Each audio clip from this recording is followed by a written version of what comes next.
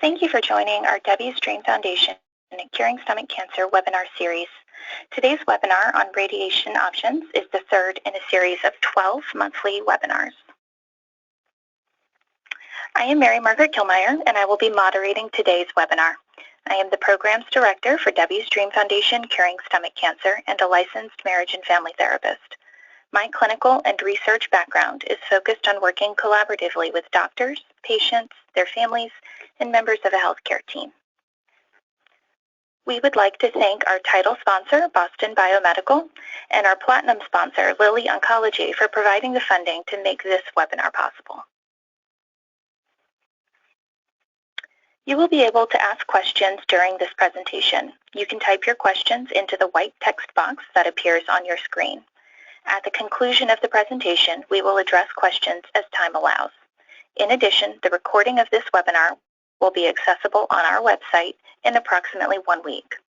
First, I will share information about our president and founder and Debbie's Dream Foundation Curing Stomach Cancer. Then we will hear a presentation by Dr. Lawrence Kleinberg of the Sidney Kimmel Comprehensive Cancer Center at Johns Hopkins. And then we will conclude with a questions and answers session. Pictured here is the president and founder of Debbie's Dream Foundation Curing Stomach Cancer. Debbie was diagnosed with stage 4 stomach cancer in April of 2008. A practicing attorney and mother of 3, she had no risk factors for stomach cancer, and her symptoms were very vague. At the time, she was told that her chance of being alive in 5 years was only 4%.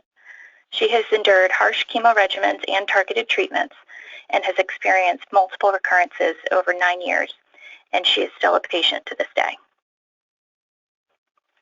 Debbie founded DDF in April of 2009. As an organization, we are a member of several advocacy coalitions, including the Deadliest Cancers Coalition, the Patient Equal Access Coalition, the State Patient Equal Access Coalition, and One Voice Against Cancer. Debbie also serves as a patient advocate on numerous committees and task forces. Some of you may be familiar with the facts and statistics about stomach cancer, and they are continually being updated. In 2017, it is estimated that more than 28,000 Americans will be diagnosed with stomach cancer, and more than 11,000 of them will die. 80% of all patients are diagnosed at stage 4, when the 5-year survival rate is only 5%. And incidence rates in younger populations has increased, while the expected frequency has been on the decline. Yet, we know very little about this deadly disease. Debbie's Dream Foundation is dedicated to raising awareness about stomach cancer, advancing funding for research, and providing education and support internationally to patients, families, and caregivers. Our ultimate goal is to make the cure for stomach cancer a reality. You can learn more about our organization and stomach cancer by visiting our website at www.debbiesdream.org. In a few short years, DDF has achieved many great milestones. We have 27 chapters across the U.S., as well as sites in Canada and Germany, and our events are going on around the country throughout the year. Our patient resource education program helps patients and their families, as well as their caregivers around the world by matching them with survivors and caregivers using disease-specific criteria, including stage, biomarker, and location. We host educational webinars like the one you're listening to today, as well as symposia year-round, and our website contains in-depth information about stomach cancer that can be translated into more than 60 languages. We also have provided $650,000 in research grants and advocated during our Stomach Cancer Capitol Hill Advocacy Day to add stomach cancer to the Department of Defense's peer-reviewed cancer research program, resulting in $5.8 million being awarded to stomach cancer researchers. This is a snapshot of our website's homepage with links to numerous resources, including our online stomach cancer support community. After the webinar, please visit the website and check the links to see what is available to you. And here you can see some of the many events that we have on the horizon, including our 7th annual Stomach Cancer Education Symposium next weekend in Hollywood, Florida on April 29th. This symposium will be translated into Spanish and live webcast around the world. So if you can't join us in person, please register for the online webcast. On the evening of April 29th, we'll be hosting the 8th annual Dream Makers Gala, a night dedicated to celebrating the year and the accomplishments of Debbie's Dream Foundation. There are races and outings planned throughout the year nationwide. For more information about these and other events, please go to our website and click on the Events tab. DDF is headquartered in Plantation, Florida. Our office hours are Monday through Friday, 8 a.m. to 5 p.m. Eastern Time. Also on this slide, you can see important phone numbers and email addresses you can use to contact our office and our staff. We will start the presentation for radiation options, made possible in part by the title sponsor, Boston Biomedical. Today's presentation is titled, The Mystery of Radiotherapy for Patients and Caregivers. Our presenter is Dr. Lawrence Kleinberg of the Sidney Kimmel Comprehensive Cancer Center at Johns Hopkins. Dr. Kleinberg is an assistant professor of radiation oncology and radiation molecular sciences at Johns Hopkins. He has chaired and co-chaired clinical trials, as well as having served as the chair of the Esophageal-Gastric Task Force of the NCI. We're very proud to have Dr. Kleinberg as a member of the Debbie's Dream Foundation Medical Advisory Board. And at this time, I'd like to turn the webinar over to you, Dr. Kleinberg. Oh, thank you for that very nice introduction, and the opportunity to talk about this. I know that most patients and their caregivers don't know much about radiation. Most people don't know much about it until they find themselves in a circumstance when they might need it. Since many in the patient community know that this may be something that they need in the future, it's great to have the opportunity to provide some education about it. But first, I think it's important that I start out really by, I would say it has to be giving a shout out to Debbie's Dream Foundation, to Ms. Killmeyer, Ms. Zellman, who do this important work. From my perspective, as someone who cares for patients with this illness, as someone who does research in the area, I see the importance that the work the foundation does, not just this webinar series, but as you just heard, having resources for patients to find the doctors that they need, to find clinical trials that they need, the education of the members of Capitol Hill, members of Congress, who have increased funding for these diseases, and you know how hard that is in today's environment. And I would say that it's great the way the research funding is directed. The foundation has directed most of the funding to younger people, younger scientists who are completing their training and just starting out in their career, to really allow them to get engaged in the research of gastric cancer and esophageal gastric cancer. And this is just so critical. So I'd like to thank Debbie and Ms. Killmeyer and all the people devoted and those who support the organization with energy and with money. Now I'd like to go to the next slide. I just was planning to touch on several things because I know the audience may be varied, and this will be posted on the Debbie Dream Foundation website and even on YouTube, where my mother will probably encounter it and watch it. And I know that people come to this from different backgrounds, so I was going to hit varied areas and varied levels of depth to try to cover most of the important things that I think that it's important to know about. Next slide. First, I'd like to talk about what is radiation. Next slide. And it really is nothing more than an X-ray beam aimed at the tumor. It is like an ordinary X-ray, although much more powerful. Next slide. It's administered by a machine that generally looks something like this, as if it was a giant X-ray machine that you may be familiar with from getting X-rays, or even smaller machines you might encounter in your dentist's office. And it feels like getting an X-ray. You feel nothing at all. Next slide. And the person is positioned on the table, and the machine moves around to give treatment from different directions. Next slide.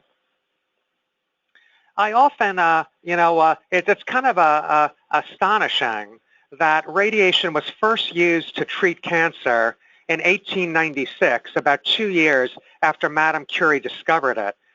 Until recently, I wondered why anyone thought of holding radioactive material up to a tumor.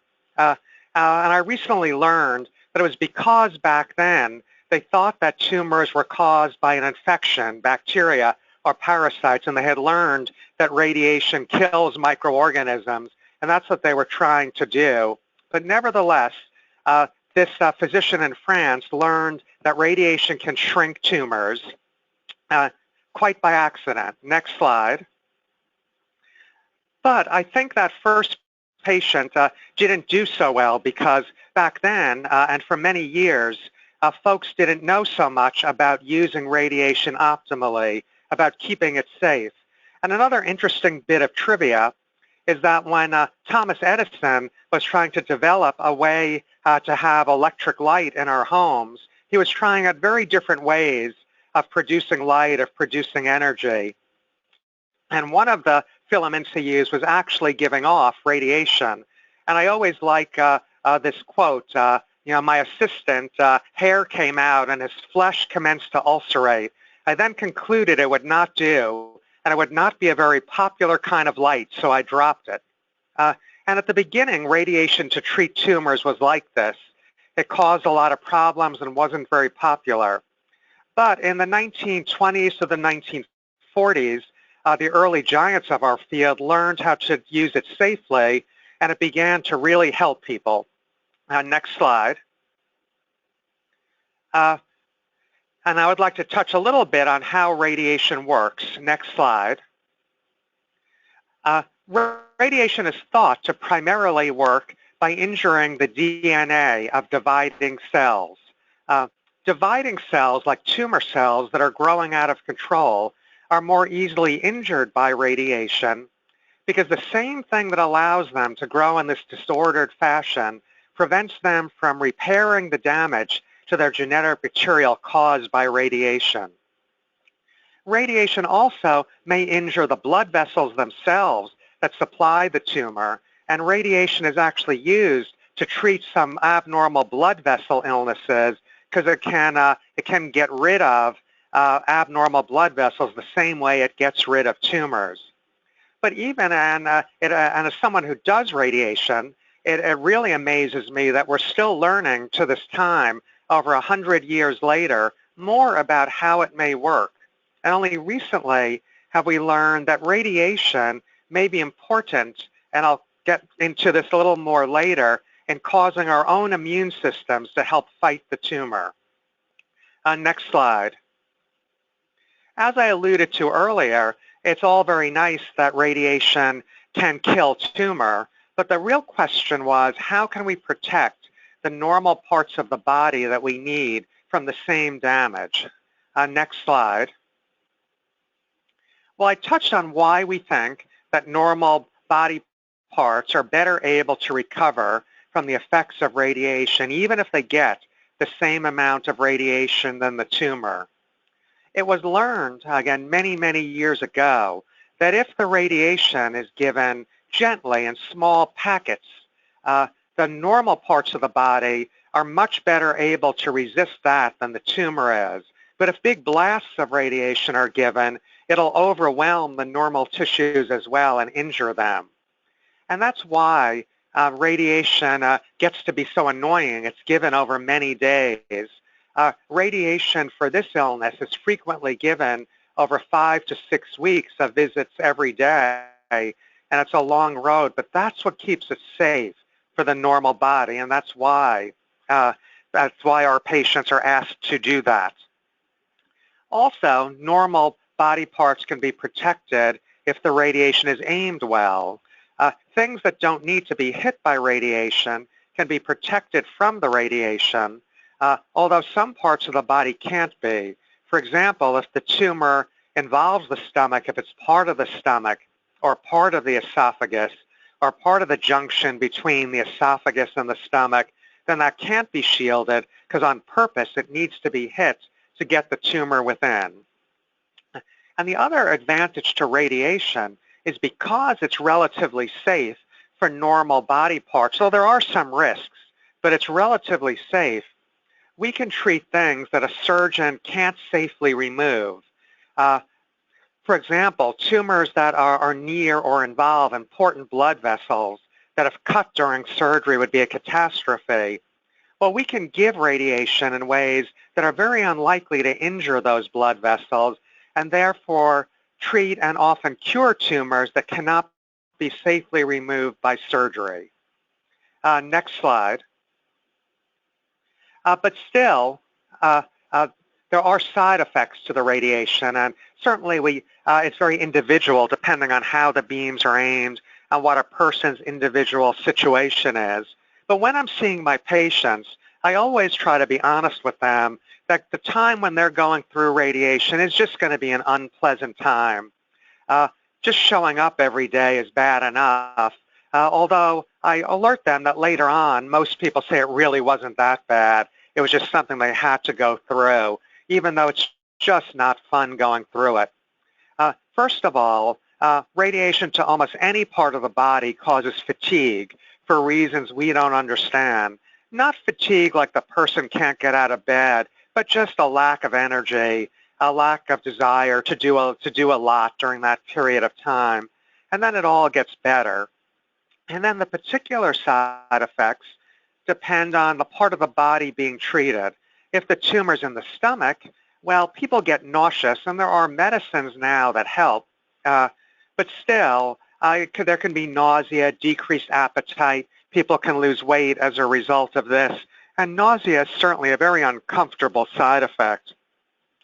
If the tumor's in the esophagus or encroaches into the esophagus, that can get irritated also. And then as a person's swallowing food and eating it, as the food goes down through the esophagus to their stomach, it can hurt or burn. And that can also cause people to eat less. And then pain medicine can help. And again, these are temporary things, and I don't make light of them. They're difficult to go through. But then they go away, and it's behind the person. And hopefully there's been a good outcome from the treatment. The bigger worries are the risks of permanent problems. And permanent problems from the radiation, as we've gotten better and better at protecting nearby organs that don't need to be hit, those injuries have become less and less common. But there always is a possibility of injuring the heart, the liver, the kidneys, which are near the esophagus and the stomach, even the lung. But again, severe injury can be kept, that's permanent, can be kept to a few out of every 100 people. So in a situation where there's a tumor that needs to be controlled, this is generally an appropriate thing for people to do. And again, we are always working to make it safer and safer. Next slide. And we've just been through those disadvantages of radiation, but the advantages are it's non-invasive. There's not really that kind of recovery like you might have after surgery. It can treat unseen tumor that cannot be removed because we don't know where it is.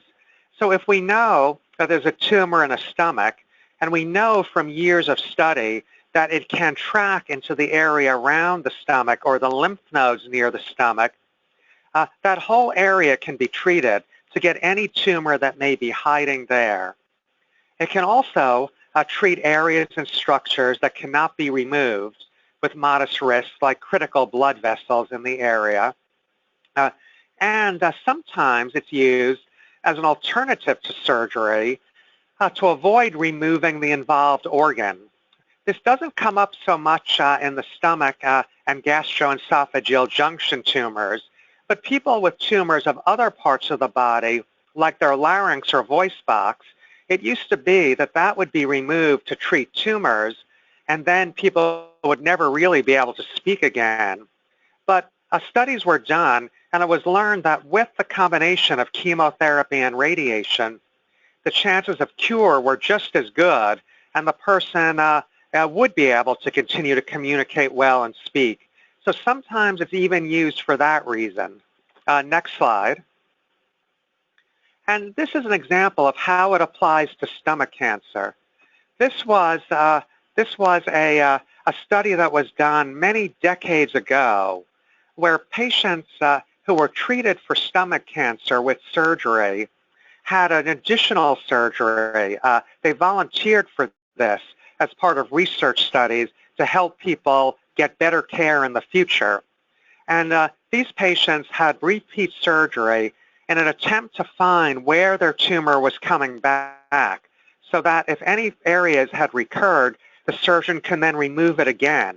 More would be learned about where the tumors tended to be hidden, and the hope was those patients would be helped by having recurrences removed long before they could be found.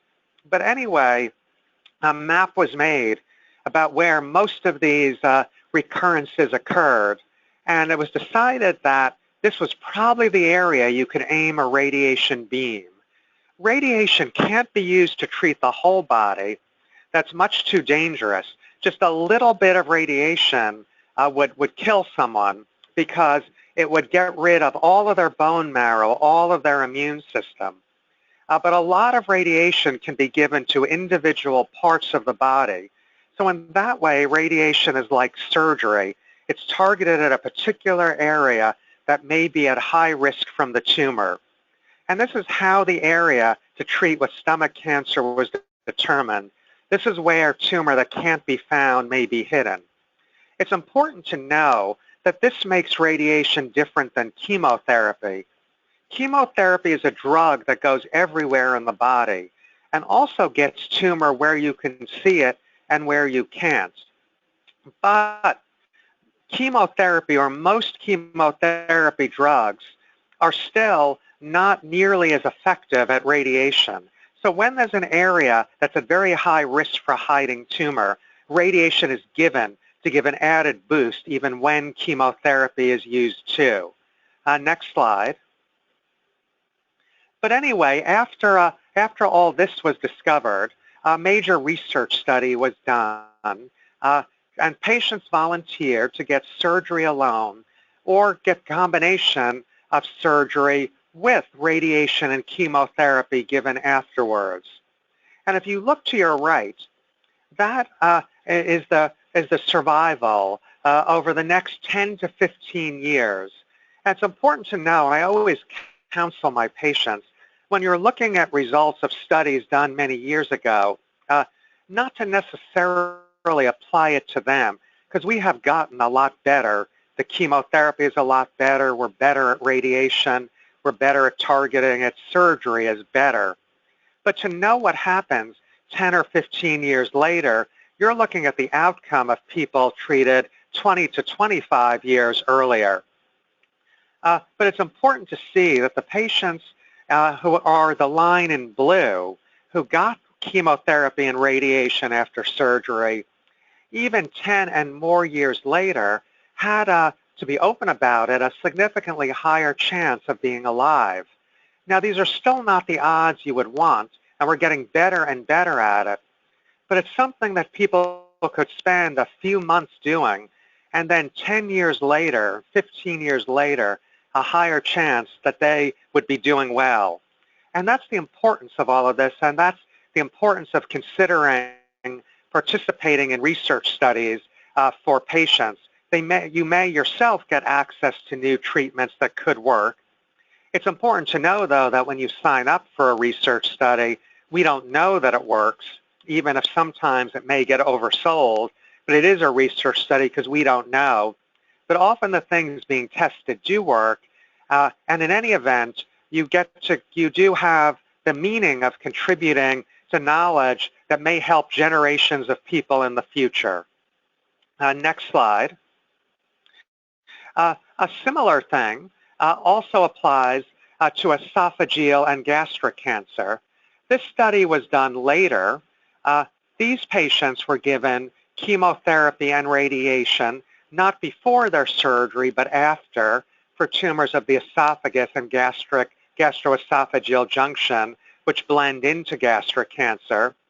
And the patients who just got surgery are in red, and the people who got also the additional chemotherapy and radiation for about a 2.5-month period of time, well, they, 5 years later, had about an extra 20%, 2 in 10, chance of being alive. And then that's a big deal. So again, that's why these treatments that are burdensome are still, in my view, very worthwhile. Next slide. In esophageal cancer, although not in stomach cancer, the focus of Debbie Dream's foundation, a lot of studies were done to see if surgery was even necessary. Could, like cancer of the throat, could just chemotherapy and radiation be done? And it seems like that the surgery also is important for tumors of the esophagus, GE junction, and stomach if they have not yet spread. The area on your left, the top line, is control of the tumor where it was known to be in the esophagus if surgery was added to chemotherapy and radiation, and control there was quite a bit better. And on the right, it showed chances of being alive, and that was also quite a bit better years later if surgery was done. So it seemed like all three things were needed. And this information applies to patients whose tumors have not yet spread, who are localized just where they were originally, in the esophagus, the junction, or the stomach.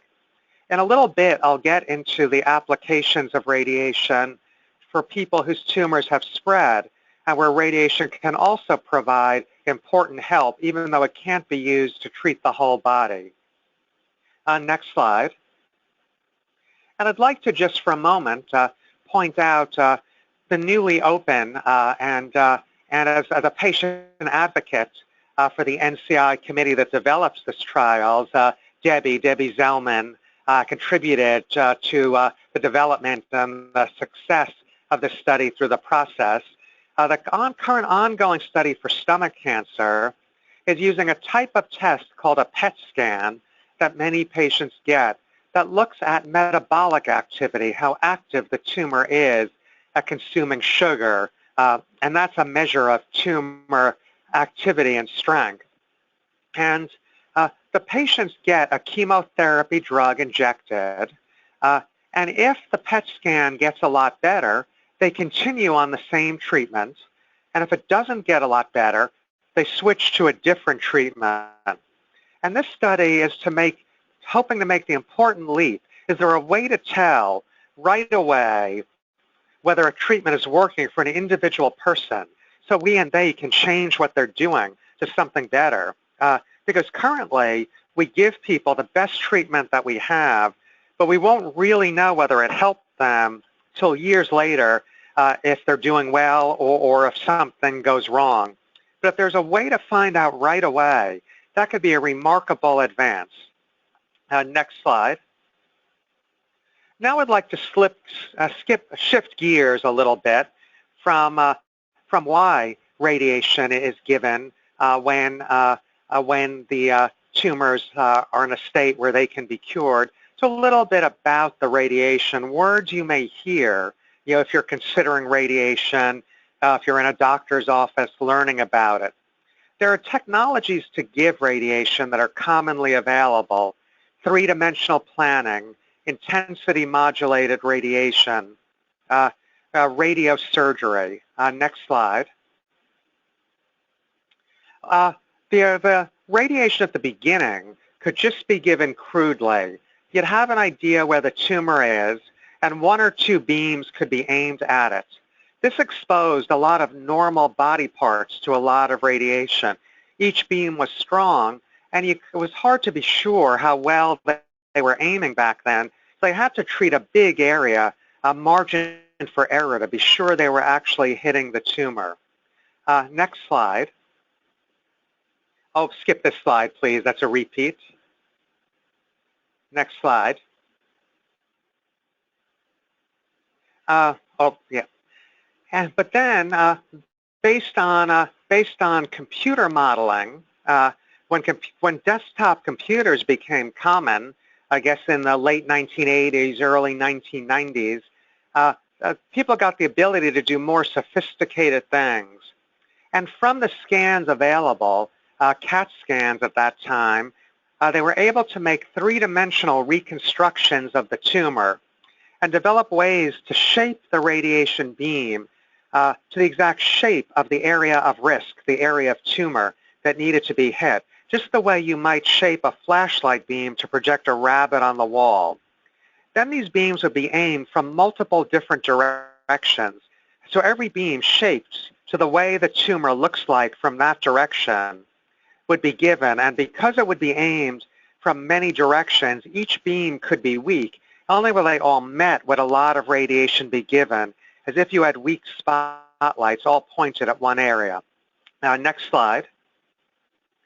Now it gets even more complicated because in addition to shaping the beam as the way you could shape a spotlight or a flashlight beam, we can now make individual parts of the beam more intense or less intense, like you see on your right.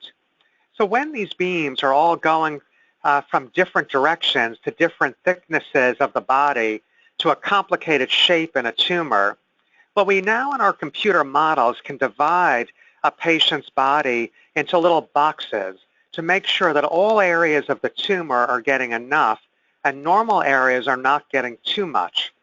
And then we can change the intensity of different parts of our beam to make that whole puzzle fit together by making individual boxes get more radiation or less by having little rods that move in and out of the beam for set numbers of seconds. And next slide. With that, we can treat very complicated shapes. I like to show this slide, even though it's not that relevant to stomach cancer to most of you in the audience, because here we had a very complicated shape of a tumor right between the eyes. And it was possible to give that a very high degree of radiation and yet protect the eyes because the technology in targeting radiation has advanced so much. Next slide. There's another technology you may hear about, stereotactic radiosurgery. This tends not to be used in situations where the tumor is still at its original site, but when a tumor has spread, it's frequently used. It's a very focused, high-intensity radiation beam. It can be used for tumors that do not really track through large areas of important organs. So when a tumor has spread, it often will push the normal organ out of the way. Some tumors, like pancreatic cancer, also tend, even in their original area, tend to be very isolated, and so they can be treated with this kind of intense beam.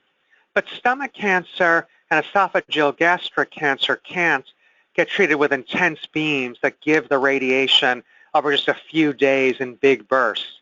This is for the reason I mentioned earlier, that big bursts of radiation can damage normal tissue. So you have to be pretty sure that needed normal tissues are not in the area when you do that. But large doses can be given under the right circumstances, and that can be very, very effective at treating the tumor as well. And of course, it's more convenient if the radiation can be given in fewer days. Next slide. This is commonly used to treat tumors that have spread to the brain. And now I'd like to shift gears to how we help people with radiation even after their tumors have spread, because more and more people can be helped even in that situation. And nowadays, if spread is identified in the brain, we can treat with very focused radiation beams. And this is an example of us focusing on a few areas of spread in a patient while shielding the rest of the normal brain. It used to be that this was treated with radiation to the whole brain because we couldn't find individual spots before MRIs were freely available, and even then, we had no means to really target it precisely. But whole brain radiation was something that was unpopular. It caused months of fatigue, and some people developed cognitive or memory problems later on. I don't mean to panic anyone who may eventually need that. Most people are fine afterwards, but our patients were motivated to avoid it. So when we got the ability to treat individual spots, patients wanted us to try that out. And we resisted that, at least I resisted that at first, because I thought, well, if I treat just what I could see, maybe next month there'll be 20 other spots growing in the brain. But 4 large studies were done around the world that showed the important thing, that the chances of people being, to be open about it, alive and well, were just as good if the whole brain was treated or if individual spots were treated. And quality of life was better if just individual spots were treated because of all the side effects of treating the whole brain. However, it was true that there was more of a chance of yet more spots that needed to be treated that might have been prevented by whole brain radiation. Nevertheless, because those can then be treated when they're discovered, most people, when they can, now pick very focused radiation. Next slide. Our technology for doing that, to target things precisely, originally was this, the gamma knife, where to keep people still to target radiation, they had to have a frame, and we have the permission from this patient to show their photo because she went through this and had a very, very good outcome through the years. But she had to have a frame bolted to her face to go through this. Next slide. But now, I think thanks to military technology, we have other technology to do this, where the machine itself can closely monitor a person's position and maintain aim with accuracy of about 0.5 millimeter, very, very precise, because the machine itself is watching the person and then moves along with the patient if the patient were to move at all during the treatment. Next slide. And this is an example of how machine technology now can line people up. We have an image on the left of where they're supposed to be, the image of where they exactly are, and I have a little cursor I can move around where the red and green lines cross. Now, if they line up completely, where I position the center of those lines as I move it around will match on exactly both of those pictures. We always have a person double checking, but the machine is excellent at this, and because of that, we now use this to treat many parts in the body. At the beginning, this intense treatment could only be used for patients with spread to the brain because we had to have a part of the body we could keep perfectly still. But now, in these particular pictures, we're treating a tumor very close to the spine, very intensely, because the machine tracks onto the person. So even if they move a little as they breathe, the treatment will maintain its accuracy. Next slide. And so now I'd like to go into the use of all of this. Radiation, for patients where the tumor has spread, used to be used really for symptom control. Back, when I was in training, and if you could see me, I'm sure you would think I'm so young looking that had to be 3 years ago. But it was about over 20 years ago now. But there wasn't much good to do for people whose tumors had spread. And radiation was really just given to try to relieve symptoms, give some shrinkage of an area of tumor causing a problem. It was very good at slowing down spread to the brain, at stopping person from getting symptoms from the brain, which we all seek to avoid. If someone had spread to a bone causing pain, radiation was good at getting rid of it. Next slide. It could have other benefits. If someone had blockage in their stomach or esophagus, it could be used to relieve that. Sometimes people with lung cancer or tumors that spread to the lung could get shortness of breath, and it would help with that. But it wasn't really given with the goal of improving long-term outcome. Next slide. But all of this has changed. With modern imaging, with the ability to give these intense bursts of radiation to small areas, we're now learning that radiation treatments, along with chemotherapy, can really help the long-term outcome. And it's not just a comfort treatment. the concept now is that we and surgeons can help when a tumor is localized, but if there are few spots of spread in the body, that it may, in many situations, be useful to treat them aggressively, and that could be with radiation and surgery.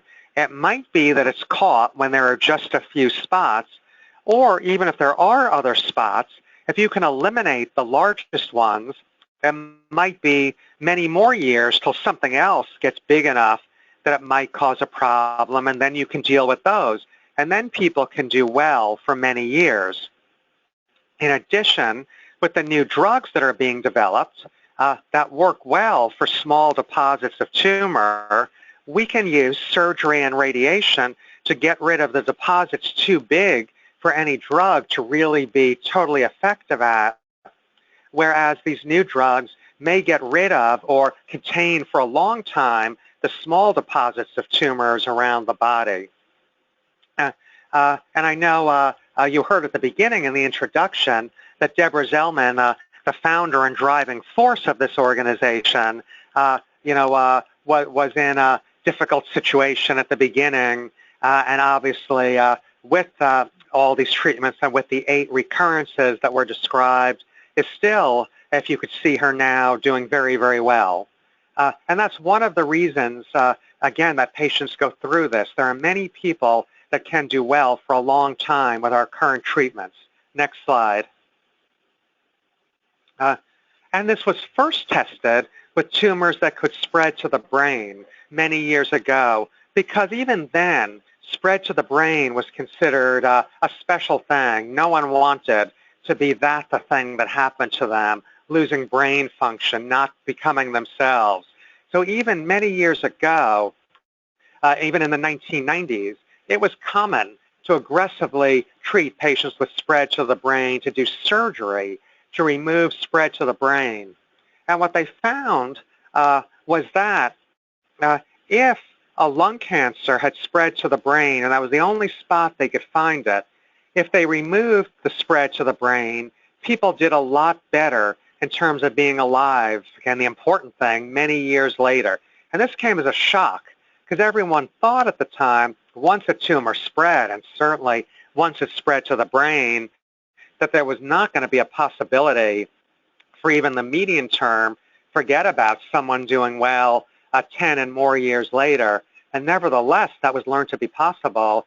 And I'm certainly always gratified to hear from patients of mine who've had tumors that have even, not just those who've been treated when they were contained, but tumors that have spread to the brain who get in touch with me many years later, sometimes tracking me down on Facebook to say, hey, I'm doing well.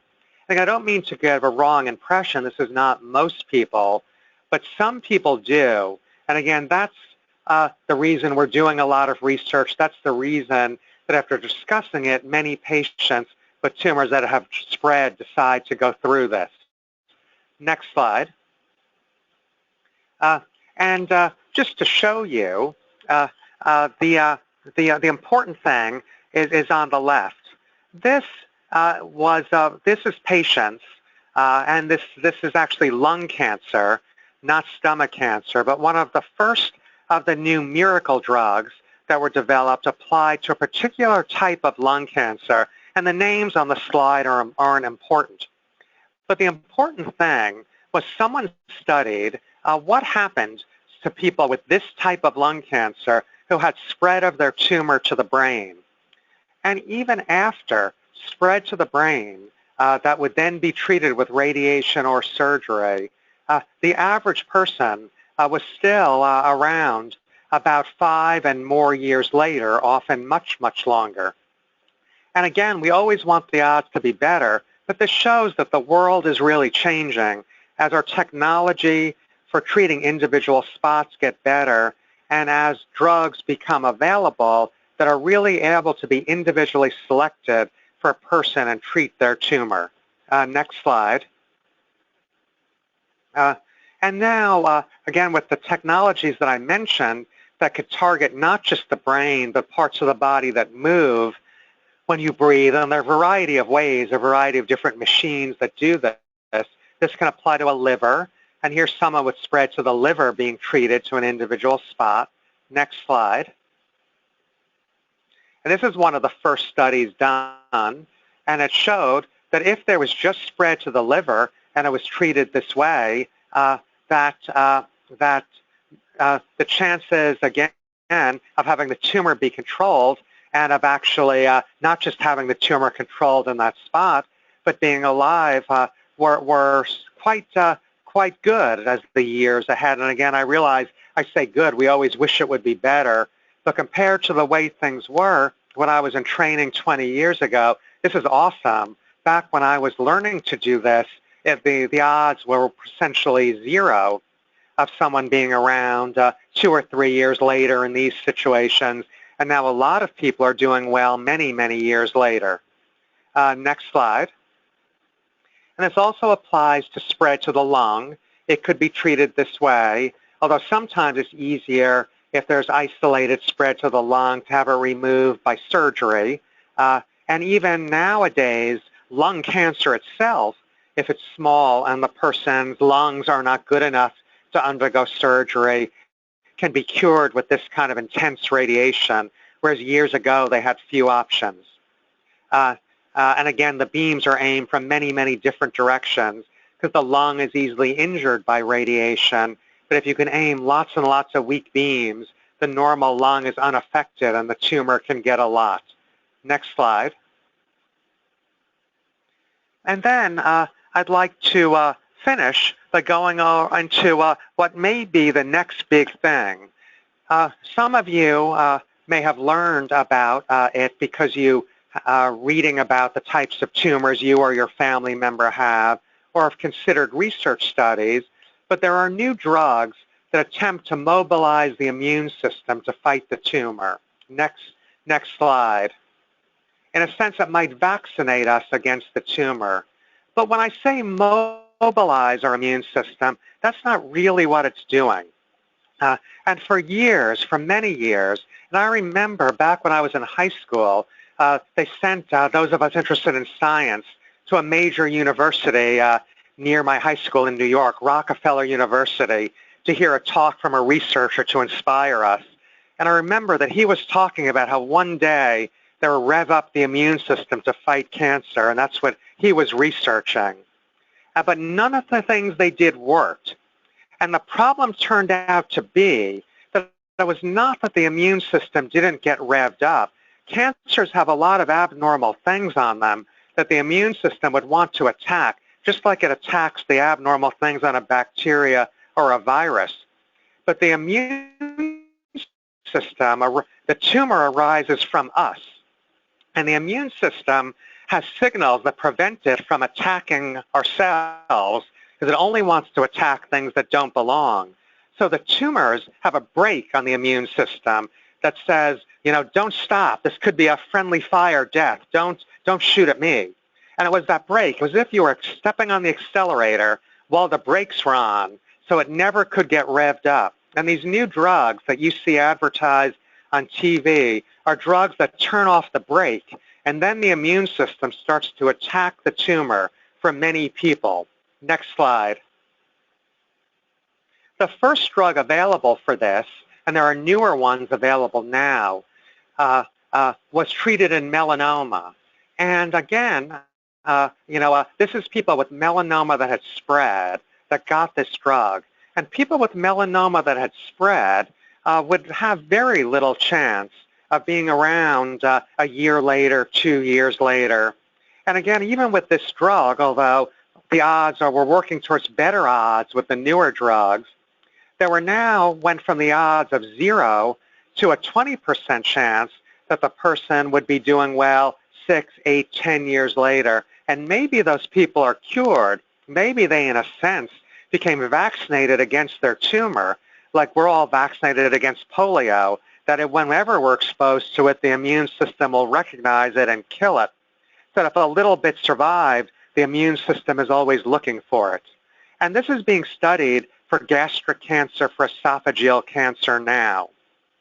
Next slide. And radiation, there's evidence, may help this work better. This was an important observation that was published in the New England Journal of Medicine. And without going through every single detail with you, there was a person with melanoma. I know that's not what this seminar is focused on, but this was the first tumor that these drugs were available for. A person who was on it for years, and their tumor was slowly growing. Then they got an intense burst of radiation because an area became a problem. It was the area next to the spine where the arrow is pointing to in the top row of scans. That person got an intense burst of radiation, and then the tumors everywhere in the body began to shrink. And the thought was that the radiation, by destroying tumor, caused a lot of tumor debris to be there that the immune system would then detect. And once the immune system keyed in on that and was able to key in on it, because they were on this drug that gets rid of the brake called a checkpoint that stops the immune system could fight the tumor, but it was probably now fighting it everywhere. And then that line in the graph shows that this was a research study, and they were collecting blood specimens. They went back and looked at it, and they found that the immune response to the tumor had gone up when the radiation was given. Next slide. So now at Johns Hopkins, my colleagues, and this is just one example of it, have done studies in animals checking whether this really happens when you give radiation alone, when you give the immune drugs alone, when you give the combination. And in many studies, the animal models show the combination works better, and when tests are done to find out why, we can see that it is the immune system gets so much more keyed up in the animals when radiation is given to one spot that the immune system then develops the capability to fight the tumor everywhere. Next slide. And so how often that's happening in people is now a subject of study, but it could be another big improvement in the future. And again, it does really amaze me because I thought that radiation was dull when I went into it. That it's been done for 100 years, and the thing I loved about it was the way it helped people and the way I would interact with people through this intense part of their lives when they were going through the treatment. But I thought the act of giving radiation was really dull. But now we have this whole new area to improve radiation, using it potentially, and this is being studied, but this will really pan out, we're not sure, but can it help the immune system work? And now, with modern computing over the last decade, our ability to target radiation and give it in much better and more intense and focused ways has really developed. And that's my hope to the future, and that's the research that I and others are trying to do to help future populations of patients. And so in summary, radiation can help patients with tumors where there is no spread by increasing the chances that it won't come back, because there could be little areas left behind, or to help the surgeon be sure that every last bit was removed. It can be used sometimes as an alternative to surgery. It can be used in combination with new drugs to better control tumors that have spread, and maybe even, as we're seeing, begin to cure a small proportion of people who never had a chance before. And now I'd like to turn it over to questions or any comments. Thank you so much, Dr. Kleinberg, for that very informative and comprehensive presentation. So I will go ahead and start reading some of the questions that we received during your presentation. The first would be, how are tattoos used in radiotherapy? Oh, that's a good question. And the tattoos are little marks, the reference marks that we use for aiming the beam. And when you have a scan, when the patient has a scan to plan how the radiation beam will be aimed, little markers are put where those tattoos are. And then we can see those marks on their scan, and we can see where the tumor is and where the area we need to hit is in relationship to those reference marks that are on the skin. And then those are the reference marks for lining up the beam, because we can use those to really define where the tumor is inside the body. Does that make sense the way I explained it? And they're put on as tattoos because if someone were to wash them off during the treatment, there'd be no way to aim it. And so we don't want people not to be able to take showers for 6 weeks during their radiation. Their relatives would be very unhappy. But if it's tattooed on, then people don't have to worry about it. Right. Thank you. Yes, and that did make sense. The next question is, does the metastases of different cancer types act and respond to treatments differently? For example, you gave the example of a lung cancer with brain metastases. Would that be different than a stomach cancer with brain metastases? Well, yeah, for reasons that we don't understand, some cancers are very likely to spread to the brain and others are not. Stomach cancer and esophageal cancer, they can spread to the brain, but it just doesn't happen very often. But when it does, it is generally similar. But fortunately, this type of tumor does not, and no one knows why one type of tumor can exist in the brain and the other type can't. Okay. And so a follow-up to that is another patient question. Is there something better than Gamma Knife for meds to the brain? Well, there's nothing better. The Gamma Knife is excellent, but there are other machines. Well, the way I'd put it is that they're all very good. The Gamma Knife, the Cyberknife, Brain Lab, Novalis. These are different brands of the machine, and the expression we like to use when people ask us about it is all these machines can treat you well. It's not really the car, it's the driver of the car. It's what we're doing. But now these technologies are all developed, that they're all very good. We had a Gamma Knife for many years, and it was excellent. And we would have kept it, except it was getting old, and we needed to replace it. And we just ended up deciding to switch to another machine, the Cyberknife, just because the bolts weren't needed. And it was a little more, you might say, patient-friendly. But all of it treats the tumor very well. Okay, great. Thank you. And what about metastases to the liver? Are there times when radiation can and cannot work? Well, yes. So now we do, and many of our patients, if this happens to them, do get this intense radiation to the liver, especially if there are just several spots. When the tumor is really, unfortunately, all over the liver, well, we need our livers to survive. And if the whole liver needs to be treated with radiation, then that just can't be done because it would destroy the liver. But when it's 1 spot, 3 spots, even more than that are well defined, that can be treated that way. Sometimes by surgery. Okay. And so it is something that definitely can help people. And that was the slide I showed earlier, that people with just a few spots in the liver had a good chance of being well years later. Okay, thank you.